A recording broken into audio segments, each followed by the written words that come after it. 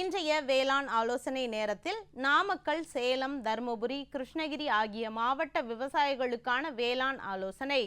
தர்பூசணி சாகுபடி செய்துள்ள பகுதியில் தற்போது நிலவி வரும் தட்பவெட்ப சூழ்நிலை காரணமாக இலைப்பேன் தாக்குதலினால் சேதம் தென்படுகிறது. இதனை கட்டுப்படுத்த ஊதா வர்ண ஒட்டும் பொறி 1 ஏக்கருக்கு 5 வீதமும், இலைவழி தெளிப்பானாக வேப்ப எண்ணெய் 1 லிட்டருக்கு 3 மில்லி வீதம் கலந்து தெளிக்க வேண்டும்.